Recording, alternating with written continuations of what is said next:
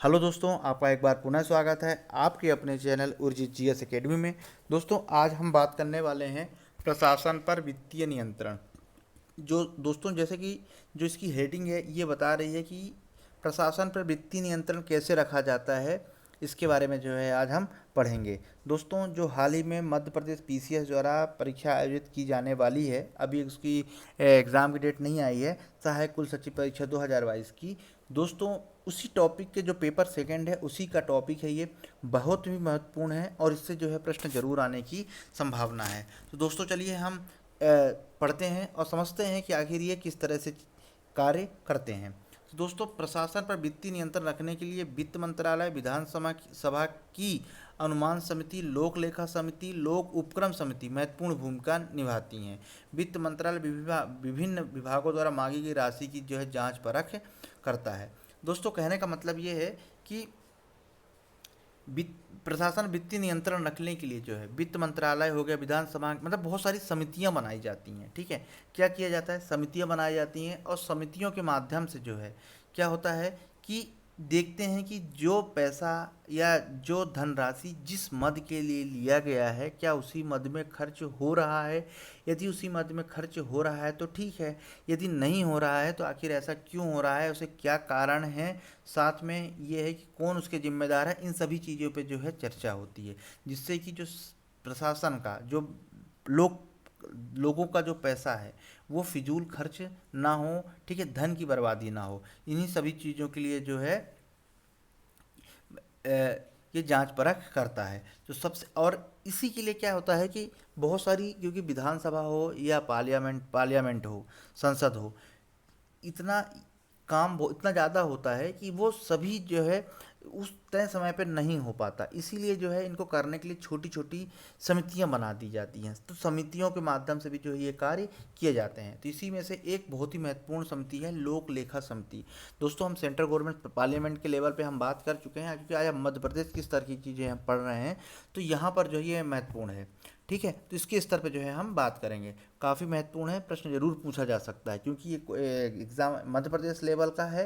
तो यहाँ से चीज़ें जो है मैक्सिमम, क्योंकि उसका सरोकार कहीं ना कहीं मध्य प्रदेश होता है, वही प्रश्न जो है ज़्यादा से ज़्यादा पूछे जाते हैं और आने की भी जो है उम्मीद होती है। ठीक है, तो मध्य प्रदेश विधानसभा की लोक लेखा जो समिति है उसमें कुल 15 सदस्य हैं। ठीक है, ध्यान रखिएगा, कुल कितने सदस्य हैं, 15 सदस्य हैं। वहीं सेंट्रल गवर्नमेंट में 22 सदस्य, जो संसद होती है, पार्लियामेंट होती है, उसमें 22 सदस्य होते हैं। ठीक है, कमेंट्स बॉक्स में बताइए।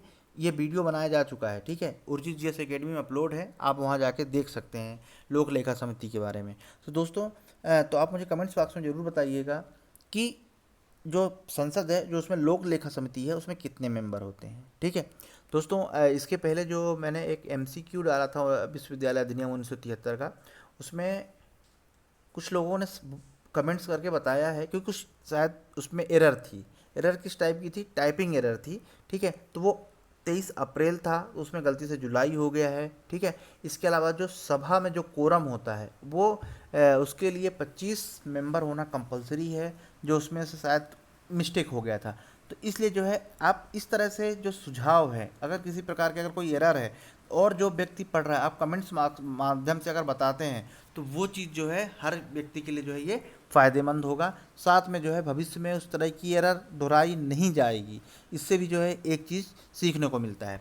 तो दोस्तों, आप इसी तरह जो है कमेंट्स बॉक्स में अपने सुझाव, साथ में अगर आपको लगता है कि ये चीज़ ऐसी नहीं होनी चाहिए, आप उसे बता सकते हैं। अगर वो चीज़ सही होती है तो उसको जो है अगले वीडियो में बताया जाएगा कि हाँ, ये चीज़ें जो है यहाँ पे एरर थी या मिस्टेक थी। बट अगर आप कहीं ना कहीं, क्योंकि कोई भी गलत हो सकता है, अगर उसमें किसी प्रकार की त्रुटि होती है आपके द्वारा बताए हुए में, तो उसको भी जो है करेक्ट किया जाएगा।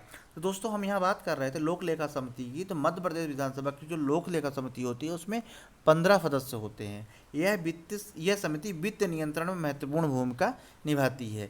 यह राज्य सरकार के विनियोजन लेखों का सूक्ष्म निरीक्षण करती है। ठीक है, जो ऑडिट होता है इसका सूक्ष्म निरीक्षण करती है। यह समिति देखती है कि लेखों में जो राशि दिखाई गई है, ठीक है, दिखाई गई है, दिखाई गई राशि को क्या उसी उद्देश्य प्राप्ति के लिए खर्च किया गया है जिसके लिए विधानसभा ने विनियोजन अधिनियम में स्वीकृति दे दी है। कहने का मतलब ये है कि ये जो लोक लेखा समिति है, जो ऑडिट होता है, ऑडिट के तहत ये जो धनराशि मांगी जाती है तो उसमें ये चेक करती है कि क्या ये जो धन या पैसा जो पब्लिक का पैसा है निकाला गया है, या धनराशि जिस मद के लिए यूज़ की गई है क्या सही में उसी मद के लिए यूज़ की गई है। ठीक है, तो ये सारी चीज़ों का जो है ये बारीकी से नज़र रखती है और उस पर जो है अपने सुझाव देती है। ठीक है, यदि ये किसी प्रकार की त्रुटि होती है तो उसको जो है ये अवगत कराती है। इसके बाद जो दूसरी समिति होती है, ध्यान रखिएगा 15 मेंबर होते हैं मध्य प्रदेश के, ये यहाँ पर महत्वपूर्ण है। ठीक है, अब अगली है लोक उपक्रम समिति। लोक उपक्रम समिति सरकारी उपक्रमों के लेखों और प्रतिवेदनों तथा सरकारी उपक्रमों के बारे में लेखा परीक्षण के प्रतिवेदनों का निरीक्षण करती है। जो सरकारी उपक्रम होते हैं, जो उनका ऑडिट होता है, प्रतिवेदन होता है, उनका क्या करती है, ये निरीक्षण करती है। ठीक है, उसको चेक करती है कि क्या ये सही है, सही ऑडिट हुआ है या किसी प्रकार के इसमें किसी भी प्रकार के हेर फेर हुई है, ये सारी चीज़ें जो है वो चेक करती है।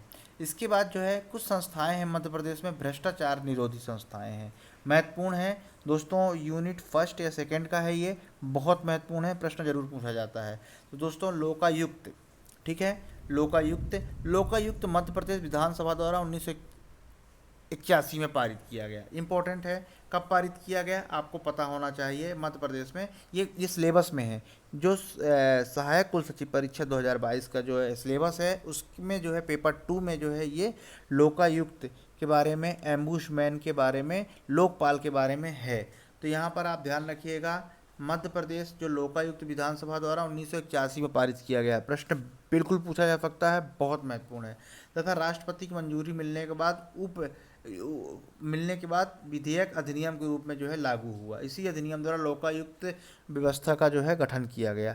मध्य प्रदेश लोकायुक्त अधिनियम 1981 में जो है पारित किया गया, 1981 में। ठीक है, संगठन का प्रमुख कौन होता है, लोकायुक्त जो है प्रमुख होता है। ठीक है, इस पद पर ऐसे व्यक्ति को नियुक्त की जाती है जो सर्वोच्च न्यायालय के न्यायाधीश अथवा उच्च न्यायालय के मुख्य न्यायाधीश पर कार्य कर रहे हों। ध्यान रखिएगा, मुख्यमंत्री, मंत्री, विपक्ष के नेता, मुख्य सचिव तथा सचिव स्तर के अधिकारियों की जो है ये लोकायुक्त जांच करता है। ठीक है, एक एक लाइन में एकदम बिल्कुल साधारण भाषा में बताया गया है, जिससे कि आपको पढ़ने में, समझने में किसी प्रकार से कोई जो है दिक्कत ना हो। मध्य प्रदेश के पहले लोकायुक्त कौन है दोस्तों, ये बहुत महत्वपूर्ण है। न जाने कितनी बार एमपीपीसीएस हो या व्यापम या पीईबी में कितनी बार भी जो है ये प्रश्न पूछा जा चुका है, फिर भी जो है बहुत से लोग गलत करके आ जाते हैं। रीज़न ये है कि जो इनका शॉर्ट फॉर्म होता है वो फुल फॉर्म के तौर पे जो है पूछ लिया जाता है, ये मेन रीज़न है। ठीक है, पीबी दीक्षित जो है पहले लोकायुक्त हैं, ध्यान रखिएगा, न्यायमूर्ति पीबी दीक्षित पहले लोकायुक्त हैं मध्य प्रदेश के। ठीक है, इनका फुल फॉर्म जो है आपको पता होना चाहिए, कमेंट्स बॉक्स में ज़रूर बताइए। नेक्स्ट है लोकायुक्त संगठन में लोकायुक्त पद के साथ एक उप लोकायुक्त, एक सचिव इस पद का जो है व्यवस्था की गई है। ठीक है, ये होगा लोकायुक्त, 1981 है, बहुत महत्वपूर्ण है, ये ध्यान रखिएगा। इसके बाद दूसरी संस्था कौन सी है, सतर्कता आयोग है। अगर आपको सतर्कता आयोग के बारे में कंप्लीट विश्लेषण जानना है दोस्तों, यूजीसी जीएस अकेडमी में वीडियो अपलोड है, आप वहां जाके जो है देख सकते हैं। क्योंकि हम मध्य प्रदेश के बारे में जो है हम देख रहे हैं, तो मध्य प्रदेश किस तरह की जो है आज हम इसमें देखेंगे। ठीक है, तो ये हम बात कर रहे थे राज्य सतर्कता आयोग की। तो राज्य सतर्कता आयोग में 1954 में राज्य सतर्कता आयोग की स्थापना की गई। दोस्तों आपको कमेंट्स बॉक्स में बताना है कि ये जो आयोग है राज्य सतर्कता आयोग किस समिति की सिफारिश पर जो है इसका गठन किया गया। बहुत महत्वपूर्ण है, बहुत बार पूछा भी जा चुका है। उम्मीद करता हूँ कि आप लोग जो है कमेंट्स बॉक्स में ज़रूर अपनी प्रेजेंट बताएंगे और आप लोगों को ये ज़रूर बताएंगे कि हमें ये चीज़ें आती हैं। तो आप जो है कमेंट्स बॉक्स में बताइए राज्य सतर्कता आयोग किस समिति की सिफारिश पर जो है इसका गठन किया गया है। तो 1964 में राज्य सतर्कता आयोग का गठन स्थापना की गई। राज्य स्तर पर राज्य सतर्कता आयुक्त की नियुक्ति के अतिरिक्त, मतलब राज्य स्तर पे तो होता ही है, साथ में संभागीय स्तर पर भी, मंडलों स्तर पर भी, जिला स्तरों पर भी जो है सतर्कता अधिकारी जो है नियुक्त किए जाते हैं, जिला सतर्कता समितियां। ठीक है, राज्य शासन द्वारा मध्य प्रदेश लोकायुक्त एवं उप लोकायुक्त अधिनियम में संशोधन कर जिला स्तर पर राज्य सतर्कता समितियों का जो है गठन करने का जो है प्रावधान किया गया। ठीक है, इसमें संशोधन कर जो है क्या किया गया, जिला स्तर पर सतर्कता आयुक्त समितियाँ गठन करने का जो है प्रावधान किया गया है। प्रत्येक जिला सतर्कता समिति में 3 सदस्य होते हैं। प्रत्येक जिले में सतर्कता समिति में 3 सदस्य होते हैं, जिनमें से एक सेवानिवृत्त न्यायिक अधिकारी होगा जो सिविल न्यायाधीश प्रथम वर्ग के पद पर श्रेणी पर नहीं, प्रथम जिसमें प्रथम वर्ग से निम्न पद श्रेणी का नहीं होगा। ठीक है। समिति के अन्य सदस्य योग्य व्यक्ति हैं, जरूरी नहीं। जो इस सदस्य युक्त योग्यता रखते हों वो जरूरी नहीं, मतलब कोई भी हो सकता है। ठीक है, जिसे सरकार नियुक्त करे। तो दोस्तों इस तरह से जो है ये सतर्कता आयोग था, इम्पोर्टेंट है, पेपर 2 के लिए है। पेपर हमने सेंट्रल गवर्नमेंट यानी केंद्र के उसमें हम पढ़ चुके हैं सतर्कता आयोग, साथ ही साथ जो है हम लोग लेखा समिति भी पढ़ चुके हैं। पर ये जो है मध्य प्रदेश के स्तर पर भी जो है हमें इन समितियों के बारे में जो है पता होना चाहिए। प्रश्न बनते हैं तो यहाँ से प्रश्न जो है पूछे जा सकते हैं। तो दोस्तों पढ़ते रहिए। नमस्कार।